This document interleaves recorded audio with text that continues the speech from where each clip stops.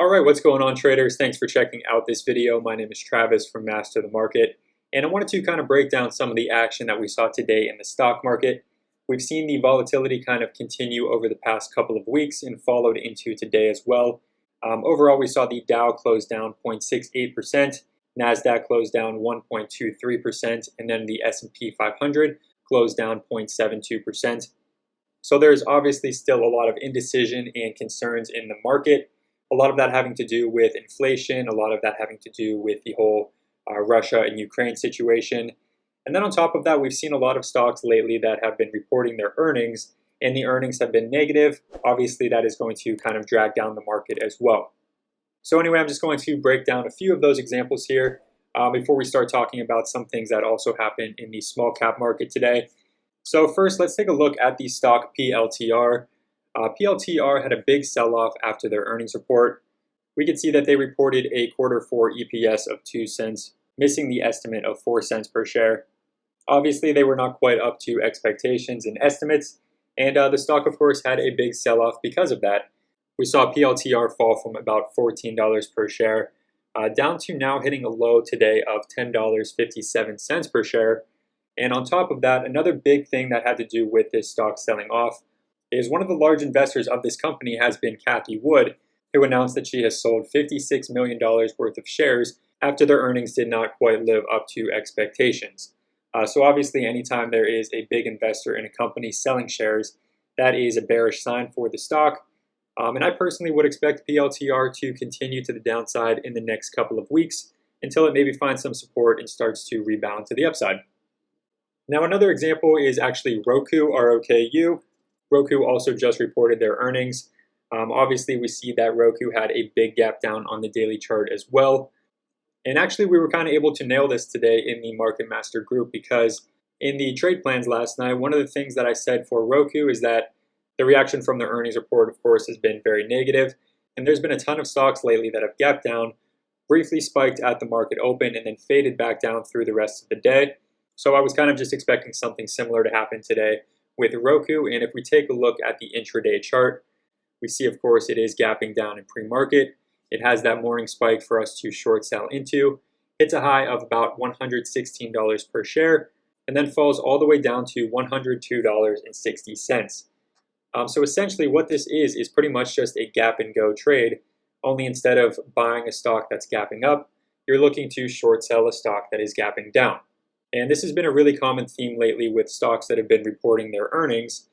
So this is something that I definitely like to take advantage of. And now is definitely the time to do so now that the market has been acting pretty bearish over the past couple of weeks. So as far as Roku and PLTR goes, personally, I would still expect them to continue fading over the next couple of weeks. It's been very uncommon for these stocks to have these gap downs after a failed earnings report and then immediately bounce back up. A few examples of that are Facebook. We can see Facebook reports their earnings, has a big gap down. There's a few small bounces along the way, but overall the trend remains to the downside, and it's continuing to make new lows almost every single day. Another example of this same situation is PayPal. PayPal, again, reports their earnings, gaps down, and continues to fade downward. So this is going to offer us opportunities to short sell into these bounces and into these spikes, so that way we're still taking advantage of the overall downtrend in these stocks. And again, PLTR and Roku are probably going to do something similar. So those are going to lead to some pretty good short selling opportunities, in my opinion. Now, with all of that being said, if we take a look at SPY, SPY is, of course, down a bit from its all-time highs as well. But overall, even with all the concerns going on in the market right now, at the end of the day, this is just going to be another opportunity for us to buy the dip in the stock market, for us to buy the dip in SPY and the S&P 500. And if we take a look at the longer term history of SPY, let's go ahead and take a look at the past 10 years. You can see the bigger picture here is that the overall trend is still, of course, to the upside. So historically speaking, every time there's been a sell-off and every time there's been a dip, it's been a great opportunity to invest into the market. And obviously, Warren Buffett said it himself, be greedy when others are fearful and fearful when others are greedy. So all of this fear that's going on in the market right now is going to allow us an opportunity to be greedy and buy in at some really solid investment prices. Now, as far as the small cap market goes, yesterday we had a huge spike up, of course, in the stock ISPO. I made an entire separate video about ISPO yesterday, so if you want to kind of see what exactly happened there, I recommend checking out that video. But this massive over 600% spike in the stock kind of got the ball rolling in the small cap market, which has been very slow over the past couple of months. And today, early on in the morning specifically, we saw quite a few stocks that had some pretty big spikes to the upside. One of those being FSRD. FSRD spiked this morning very quickly and early on, from a little over $4 per share up to a high of $8.36 before tanking back down. And you're going to see that this is a very common trend today. Nothing was really able to hold on to its gains. And we can see the exact same thing happen with GLS. GLS spiked from about $2.70 per share up to a high of $4.93 per share, and then tanked all the way back down. Another example is GRNA. GRNA went from about $8 per share up to $15.80 and tanked all the way back down then to about $6 per share.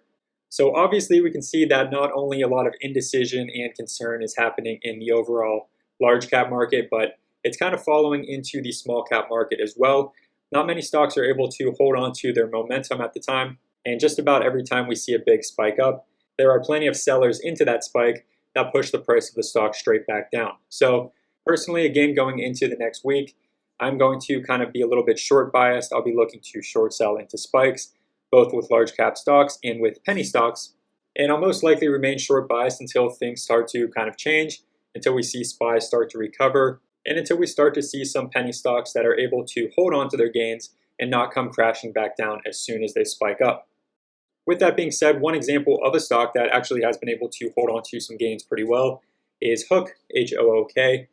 If we take a look at the daily chart, Hook had a big gap up just a few days ago, earlier in the week, from about $1.30 per share up to an opening price of $2.02 per share. And we can see that over a couple of days, it kind of just consolidated and held on to those gains really well. It started to kind of form a key level of resistance at about $2.20. However, today it was able to break out over that $2.20 resistance and continue to trend to the upside. So now what I'm going to be looking for early on is hopefully a continuation with Hook here, since it has been able to hold on to its gains. And on top of that, there's been some huge volume coming into the stock. Today it traded about 68 million shares. And if we get a pullback, I'll be looking for this past level of resistance at 220 to hopefully become a new level of support, so I can use that support then to buy the dip in the stock.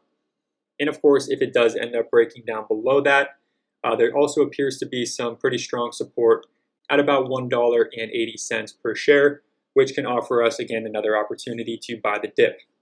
All right, so that's going to do it on this quick recap of the stock market today. Hopefully you found some value in this video. If you did, please make sure to give it a like and subscribe to the channel.